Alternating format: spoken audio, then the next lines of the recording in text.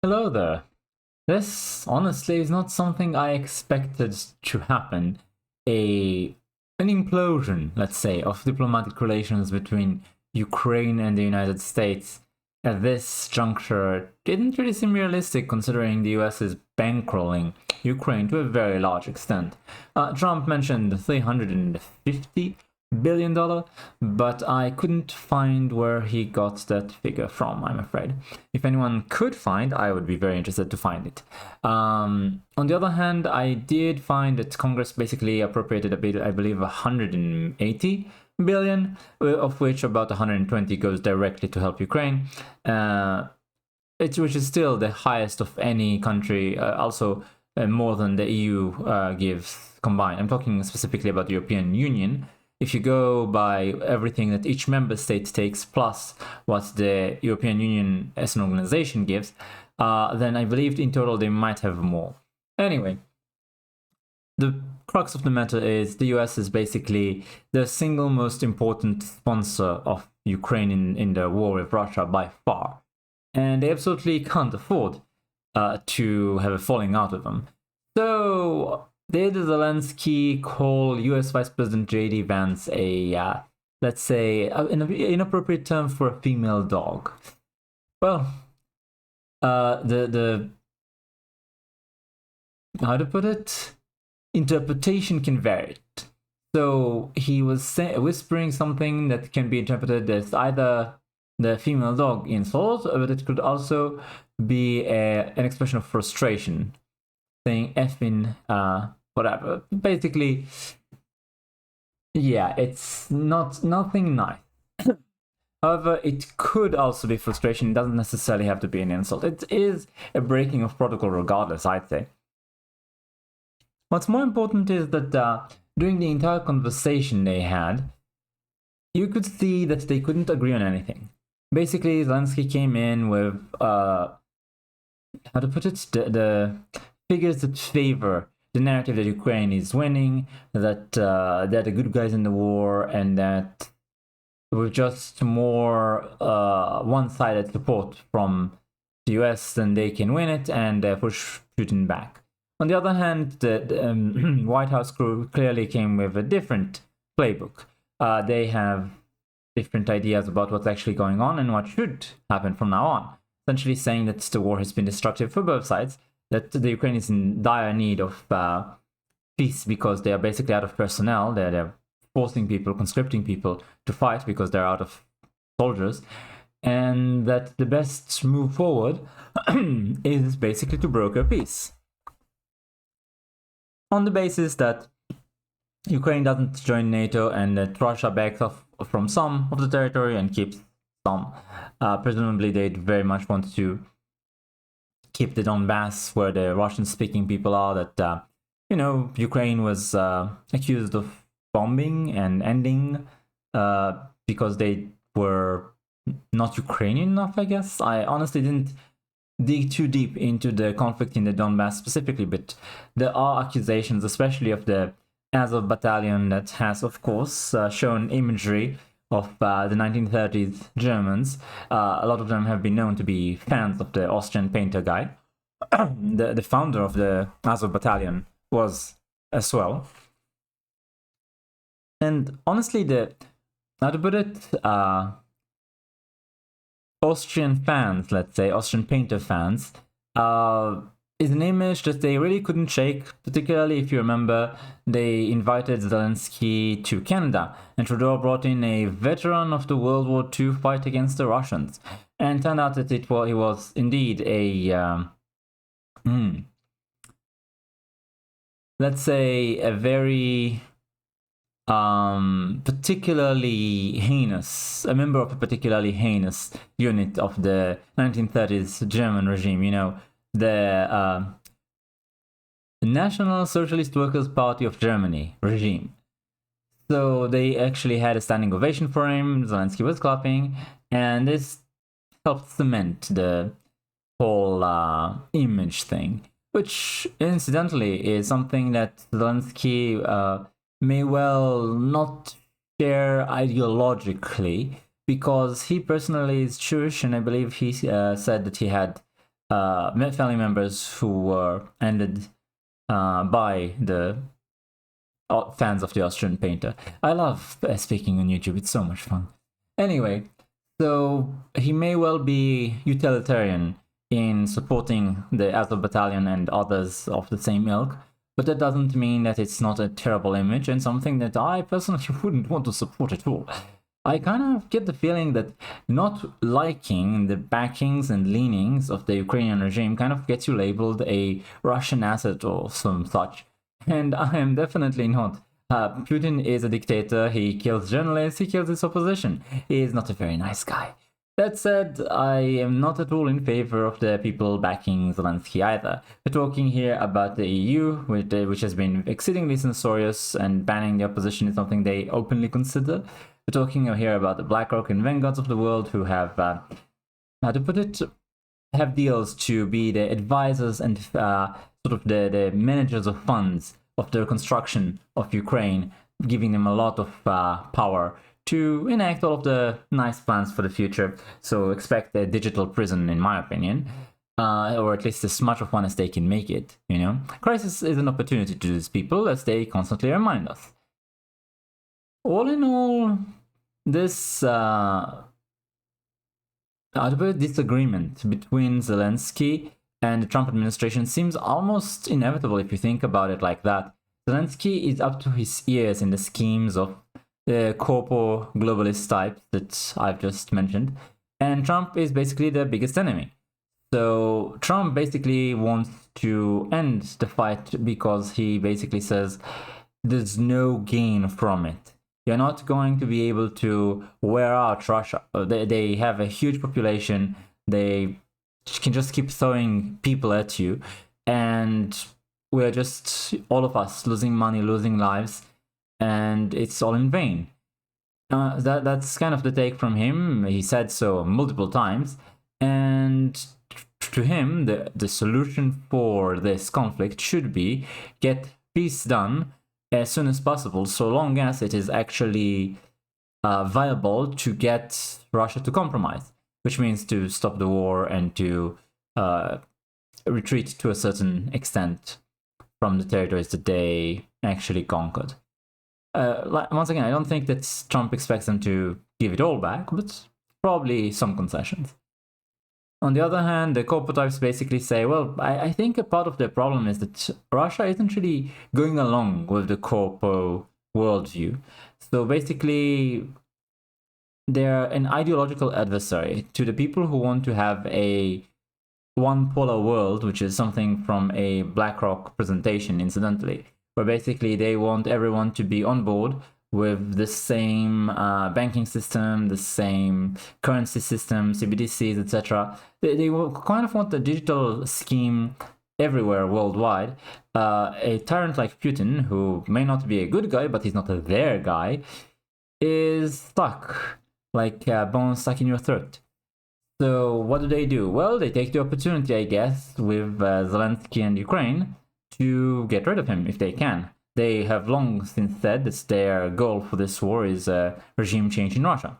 And presumably the regime change they want is something more akin to friendly to the European Union and to the corporations. Trump has no interest in regime change in Russia. So obviously he's not going to support that. Trump also has interest in what's good for his voters. That's basically his entire shtick, America first.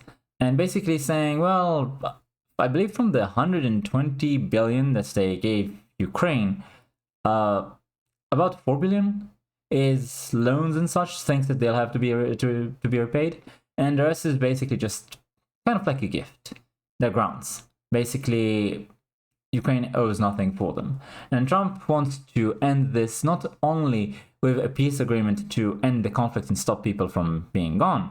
He also wants this with basically the US getting recompense for everything they've lost investing in Ukraine in this war by getting a deal for mineral resources in Ukraine.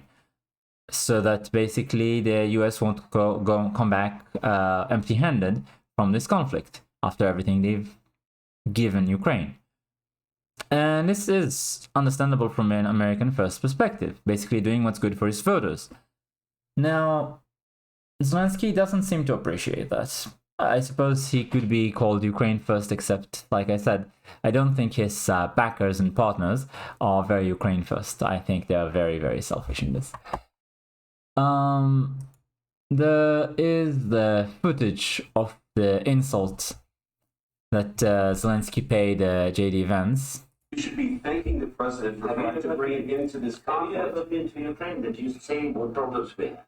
I have been to. Come once. I've actually watched and seen the stories, and I know what happens is you bring them on a propaganda tour, Mr. President. Do you disagree that you've had problems? You should be. So I don't know if you heard Zelensky mutter something, but yeah, that was the insult.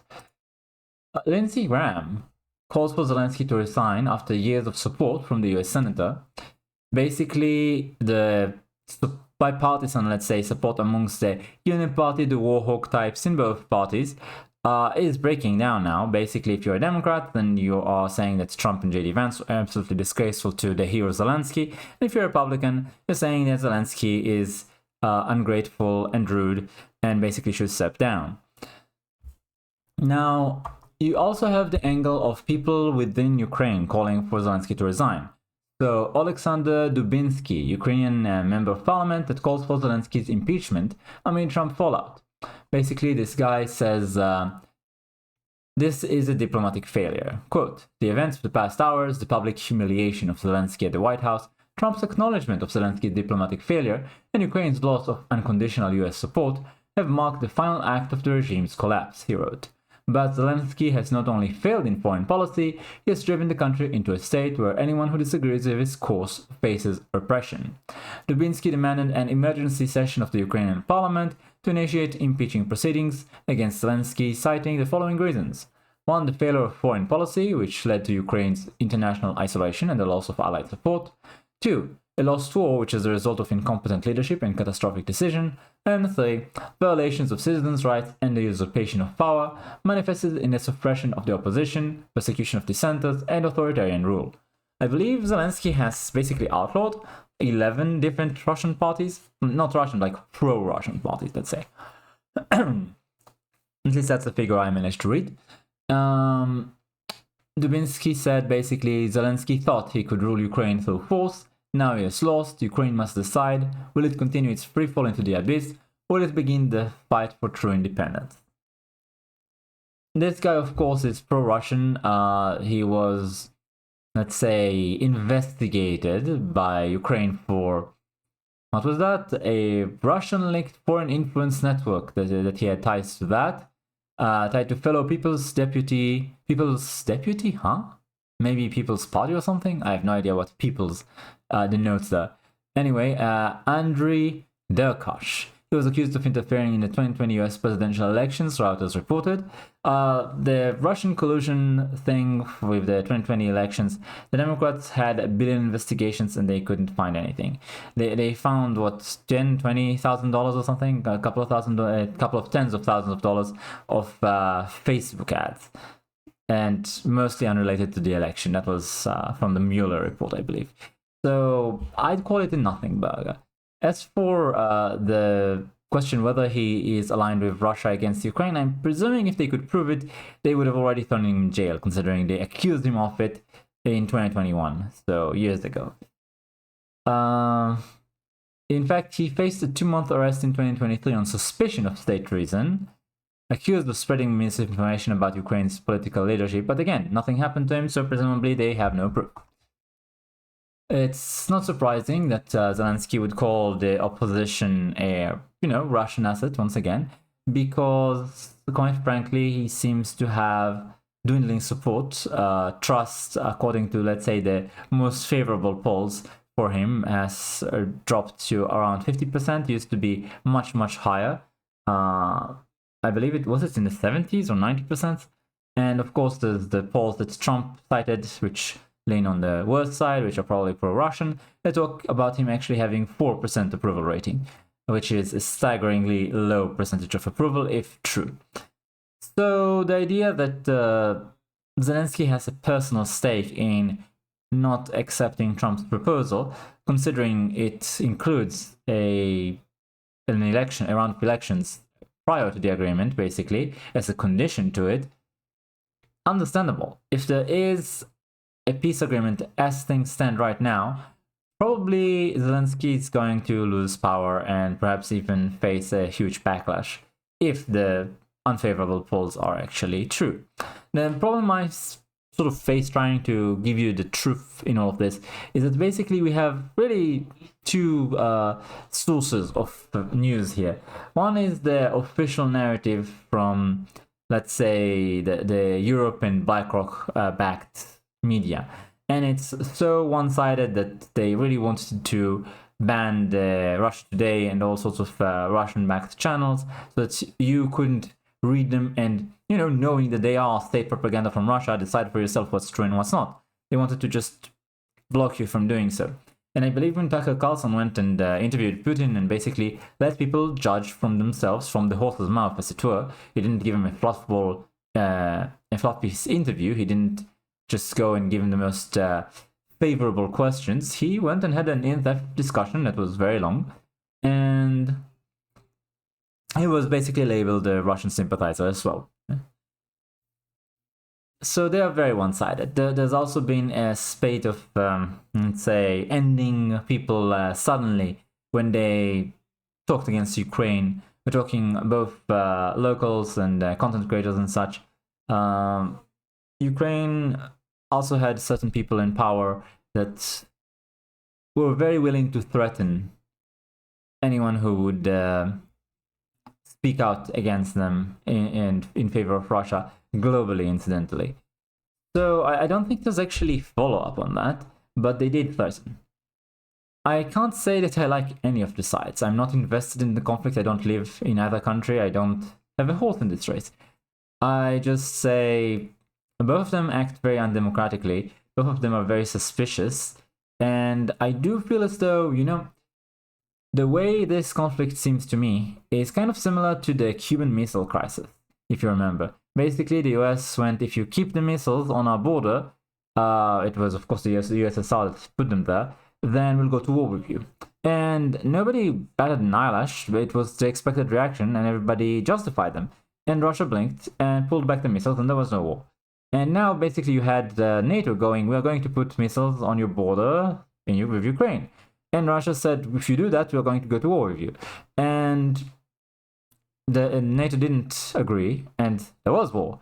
So what's the difference? You might say, well, it wouldn't have been enough anyway. Putin is an aggressor. He would have gone to war regardless. Perhaps, but you gave him justification. You muddled the waters. We could have had a clear-cut case of good and evil if you had done what could be done to reach peace, but you created the justification for this war with your behavior.